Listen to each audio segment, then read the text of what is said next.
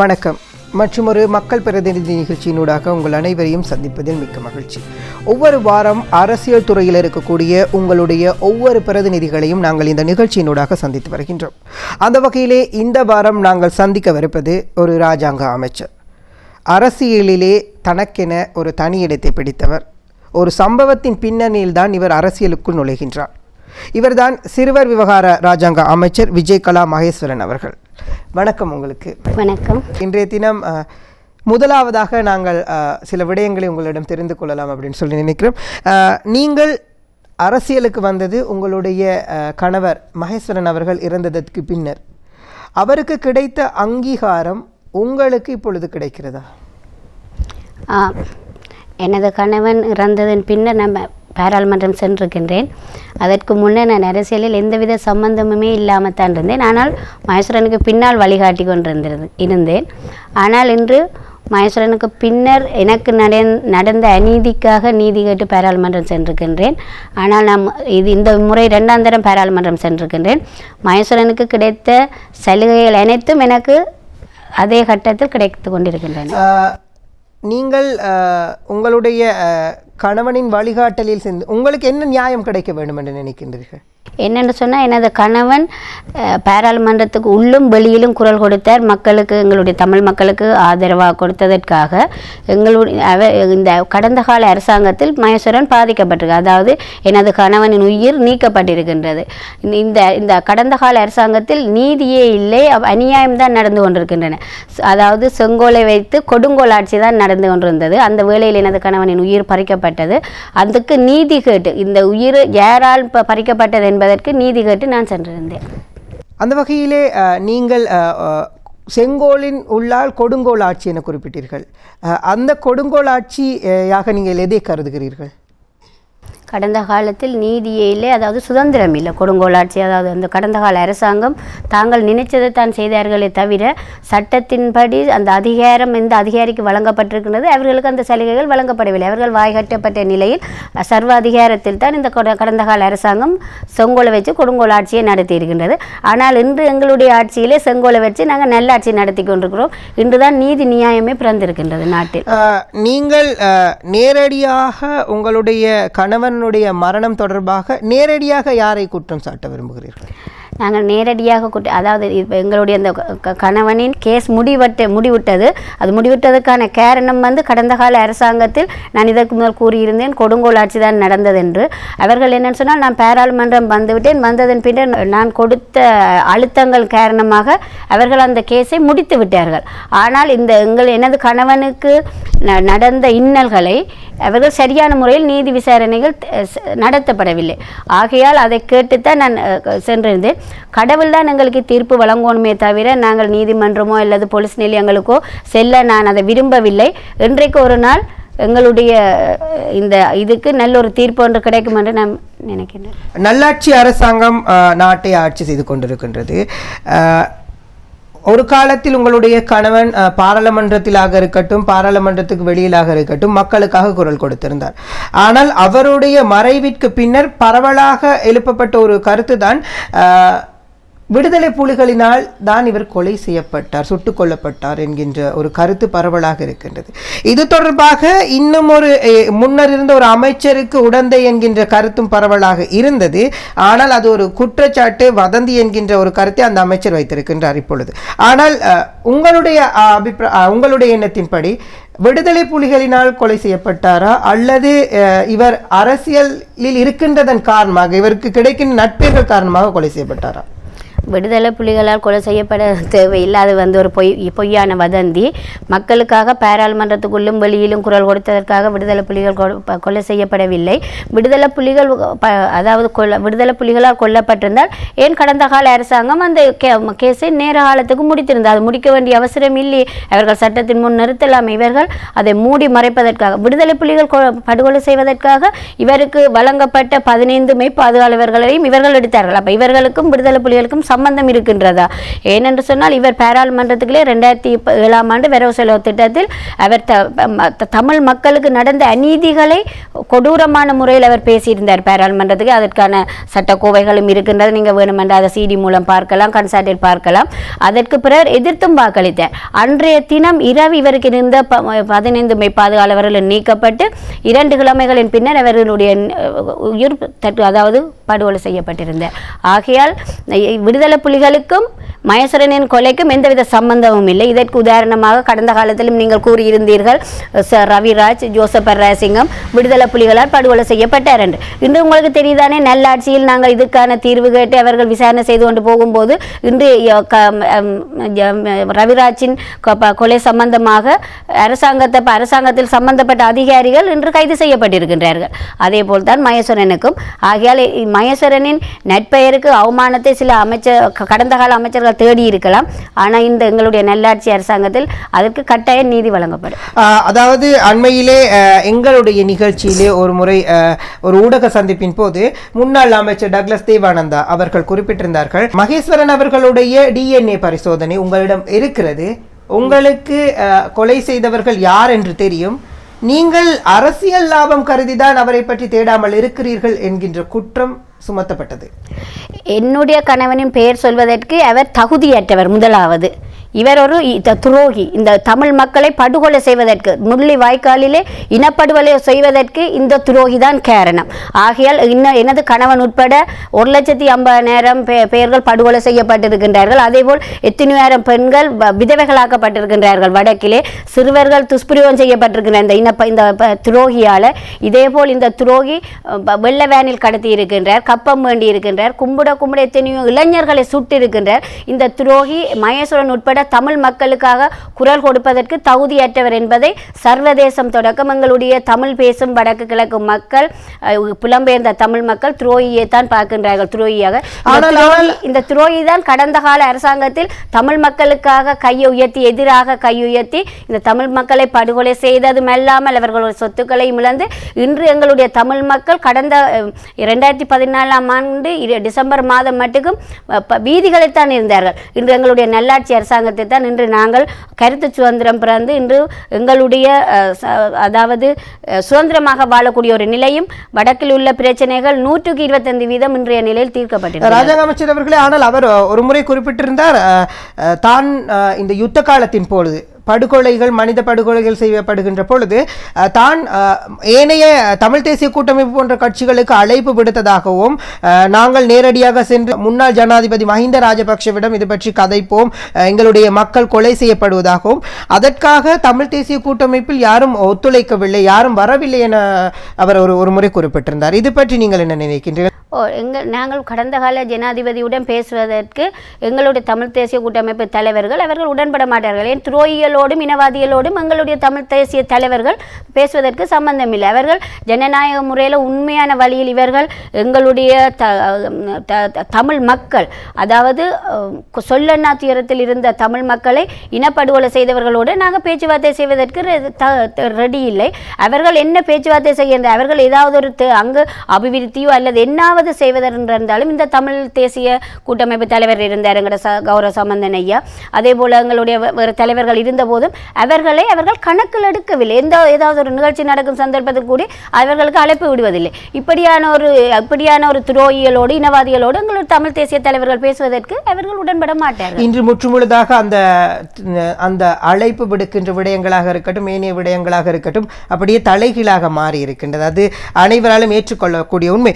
அடுத்ததாக நாங்கள் பார்ப்போம், இந்த வடகிழக்கில் வாழ்கின்ற தமிழ் மக்களுக்கான மீள்குடியேற்றம் மற்றும் அவர்களுக்கான புனர்வாழ்வு இன்னும் மந்தகதியிலே இருக்கிறது. இது யாரிடம் கேட்டாலும் புனர்வாழ்வு அளிக்கப்படுகின்றது, மீள்குடியேற்றம். நாங்கள் எங்களுடைய நிகழ்ச்சியிலே, ஏன் இந்த மக்கள் பிரதிநிதி நிகழ்ச்சியினூடாக கூட பலரை சந்தித்திருக்கின்றோம். அனைவரும் ஏனோ தானோ, நீங்கள் ஒரு ராஜாங்க அமைச்சர், உங்களுக்கு பொறுப்புகள் அதிகம், நீங்கள் எவ்வாறு இதை பார்க்கின்றீர்கள்? என்ன சொன்னால் இப்போ 25 வருட காலமாக போர் நடைபெற்று கொண்டு வந்திருக்கின்றது. ஆனபடியினால் இப்போ 25 வருட கால பிரச்சனையை நாங்கள் 25 நாட்களுக்குள்ளோ அல்லது 2.5 மாதத்துக்குள்ளோ முடிக்க முடியாது. தற்பொழுது தான் இப்போ 2700 ஏக்கர் காணிகள் விடுவிக்கப்பட்டிருக்கின்றது. அதற்கு அப்பால் 5000 ஏக்கர் தனியார் காணிகளை முப்படையினரும் வைத்திருக்கின்றார்கள். 5000 ஏக்கர் காணிகளை வலி வடக்கிலும் 1000 ஏக்கர் காணிகளை யாழ் மாவட்டத்தில் மட்டும் 1000 ஏக்கர் ஏனைய பிரதேசங்களில் முப்படையினரின் கட்டுப்பாட்டுக்குள் இருக்கின்றது. அவர்கள் பாவித்தும் வருகின்றார்கள், பிடித்தும் இருக்கின்றார்கள். அந்த பிரதேசங்களை உடனடியாக விட முடியாத ஒரு நிலை, அது படிப்படியாக பேசப்பட்டு வருகின்றது.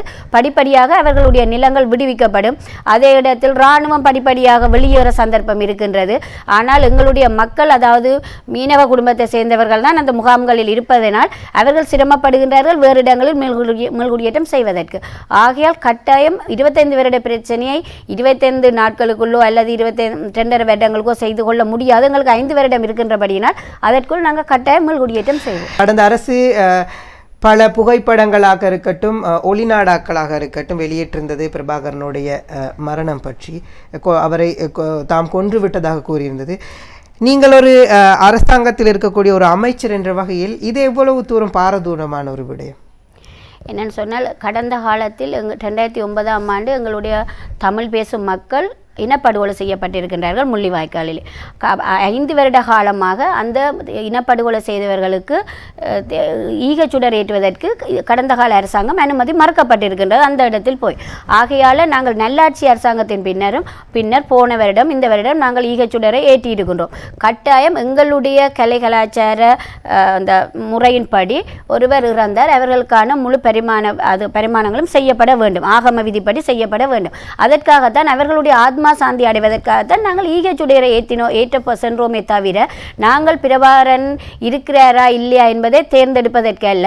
ஆனால் சில ஊடகங்கள் என்னுடன் கலந்துரையாடும் போது சிங்கள ஊடகங்கள் தான் அவர்களே கேட்டிருந்தார்கள், நீங்களே நாங்கள் ஈகச்சுடை ஏற்ற சென்றிருந்தீர்கள் பிரபாகரனுக்கா என்று கேட்டு.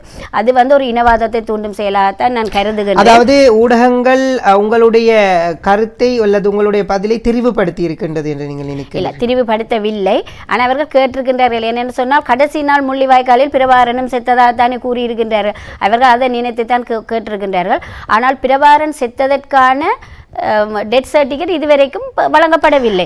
ஆனால் ஒரு ஆள் செத்திருந்தால் எங்களுக்கு ஒரு இப்போ மகேஸ்வரன் செத்திருந்தால் அவருக்குரிய மரண சான்றிதழ் வழங்கப்பட்டிருக்கின்றன. அதேபோல் கடந்த கால அரசாங்கம் அவை இனப்படுகொலை செய்தவர்களுக்கு ஏன் இவர்களால் அவை செத்தவர்களுக்கான மரண சான்றிதழ்களை வழங்கப்படவில்லை. அவர்கள் வழங்கலாம், அவர்கள் தன்னிச்சையாக சர்வாதிகார ஆட்சியில் இருந்தவர்கள் அதை கொடுத்திருக்கலாம் தானே. ஆகையால் தான் நான் அந்த ஊடகம் கேட்டபோது நான் கூறியிருந்தேன், இவர்களுக்கு மரண சான்றிதழ் வழங்காதபடியினால நான் உறுதிப்படுத்த விரும்பவில்லை, எங்களுக்கு தெரியாது என்பதை தான் நான் கூறியிருந்தேன். அதாவது நாட்டில் நல்லாட்சி அரசாங்கம் ஒன்று சென்று கொண்டிருக்கிறது. அதை குழப்புவதற்கென்று சிலர் இருக்கின்றார்கள். ஒன்றிணைந்த எதிர்க்கட்சி என்று ஒன்று இருக்கிறது. அவர்கள் கூறிக்கொண்டிருக்கின்றார்கள், இப்பொழுது இருக்கக்கூடிய இந்த நல்லாட்சி அரசாங்கத்தின் காரணமாக தேசிய பாதுகாப்பிற்கு பாரிய பிரச்சனை இருக்கின்றது. நீங்கள் வடக்கில் தெரிவு செய்யப்பட்டு வடக்கில் வாழ்ந்து வடக்கில் இருக்கக்கூடிய ஒரு ராஜாங்க அமைச்சர், உங்களுடைய பார்வையிலே இது எவ்வாறு இருக்கிறது?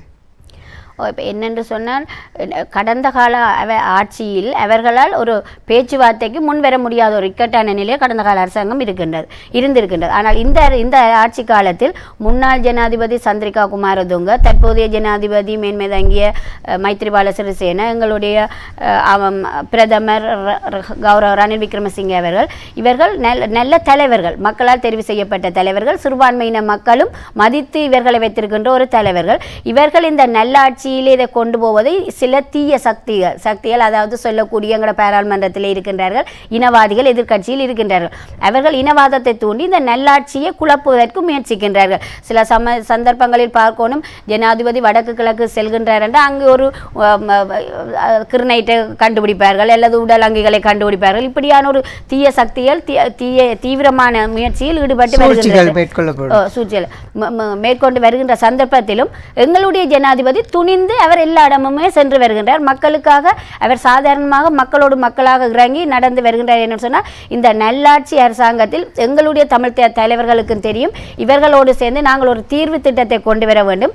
இனவாதிகளுக்கும் துரோகிகளுக்கும் எங்களுடைய நல்லாட்சியில் இடம் அளிக்கப்பட மாட்டாது என்பதை நான் கடைசியாக நடைபெற்ற பாராளுமன்றத்தில் கூடி எனது அதாவது பேசும்போது நான் இந்த இதில் கூறியிருக்கின்றேன். இந்த இனவாதிகளும் துரோகிகளும் சேர்ந்து நல்லாட்சியை குழப்புவதற்கு முற்படுகின்றார்கள். அதற்கு இந்த அரசாங்கமும் சர்வதேசமும் இந்த அரசாங்கத்தில் இருக்கின்ற எங்களுடைய நல்ல தலைவர்களும் இடம் அளிக்க மாட்டார்கள். நீங்கள் சிறுவர் விவகார அமைச்சர், ராஜாங்க அமைச்சர், இன்னும் சிறுவர்களுக்கு மீதான துஷ்பிரயோகங்கள் குறைவடையவில்லை. இன்று வரையில் நேற்று 2 நாட்களுக்கு முதலில் கூட ஒரு சிறுமி துஷ்பிரயோகம் செய்யப்பட்டு கொலை செய்யப்பட்டிருக்கின்றார். உங்களுடைய அமைச்சின் கீழ் இதற்காக என்ன அதிகமாக துஷ்பிரயோகம் செய்யப்படுகின்றார்கள்? மலையக சிறுமிகள் அதிகமாக இருக்கின்றார்கள், வடகிழக்கில் இருக்கக்கூடிய சிறுமிகள் துஷ்பிரயோகம் செய்யப்படுகின்றார்கள். உங்களுடைய அமைச்சின் கீழ் இதை தடுப்பதற்கு இவ்வாறு நடவடிக்கை எடுத்திருக்கிறீர்கள்?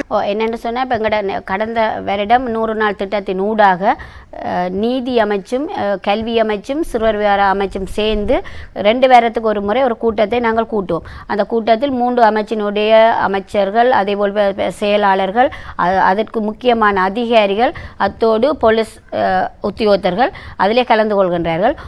அந்த 2 வாரத்துக்கு ஒரு முறை நடைபெறுகின்ற கூட்டத்தில் நாங்கள் முடிவெடுக்கப்படுகின்றது.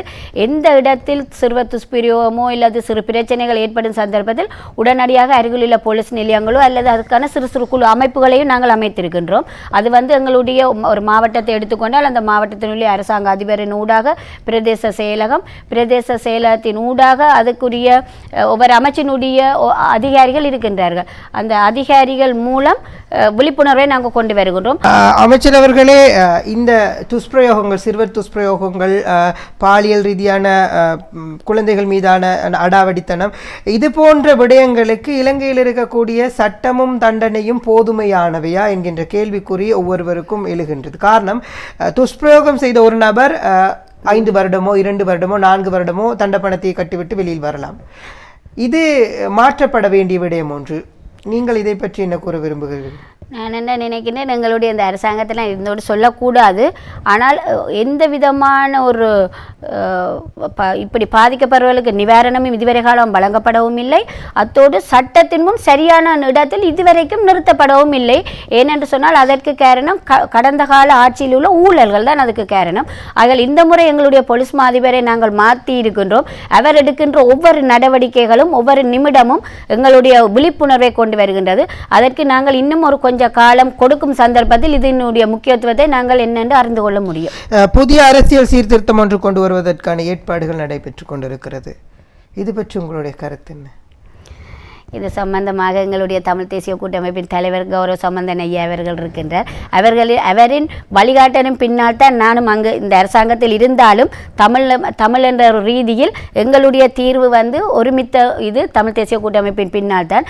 அவர் எடுக்கிற முடிவுக்கு தான் நாங்களும் பின்னால். தமிழ் தேசிய கூட்டமைப்பின் நாடாளுமன்ற உறுப்பினரா இல்லை ஐக்கிய தேசிய கட்சியின் நாடாளுமன்ற உறுப்பினர்? ஐக்கிய தேசிய கட்சியின் நாடாளுமன்ற உறுப்பினராக இருந்தாலும் மக்கள் வாக்களித்திருக்கின்றார்கள். எனக்கு தனிப்பட்ட ரீதியில் தான் வாக்களித்திருக்கின்றார்கள். எங்களுடைய ஒரு கொள்கை ஒன்று இருக்கின்றது.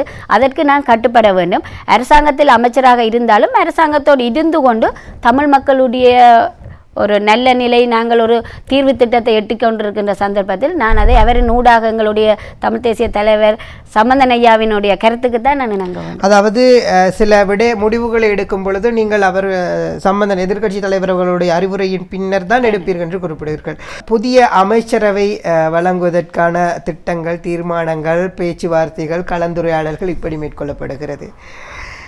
டக்ளஸ் தேவானந்தாவிற்கு முன்னாள் முன்னாள் அமைச்சர், இப்பொழுது பாராளுமன்ற உறுப்பினர், அவருக்கு ஒரு அமைச்சு பதவி வழங்கினால் உங்களுடைய நிலைப்பாடு என்ன?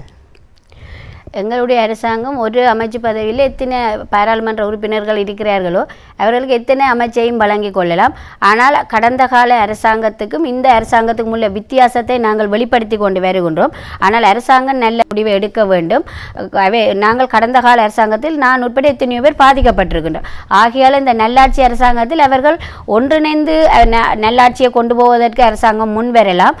ஆனால் இப்போ இன்று ஒரு எங்களுடைய இந்த நிலையை பார்க்கும்போது இன்று எனக்கு அமைச்சு பதவி பதவியிலாட்டி நான் வீதியில் செல்வதற்கு எனக்கு பிரச்சனை இல்லை. ஆனால் சில அரசியல்வாதிகள் வீதிகளில் செல்ல முடியாத நிலையில் இருக்கின்றார்கள். அவர்கள் என்ன செய்வார்கள், இந்த அரசாங்கத்துக்கு பின்னால் நின்று எப்படியோ ஒரு அமைச்சு பதவி எடுத்து தாங்கள் தப்பி வாழத்தான் பார்க்கின்றார்கள். அதற்கு கடவுள் தான் இடம் அளிக்க வேண்டும். செல்ல முடியாத அளவில் பீதியில் இருக்கிறார்கள். நல்லது. உங்களுடைய பொன்னான நேரத்தை எங்களுக்காக ஒதுக்கி தந்தமைக்கு எங்களுடைய நிகழ்ச்சி சார்பாக நாங்கள் உங்களுக்கு நன்றி தெரிவித்துக் கொள்கின்றோம்.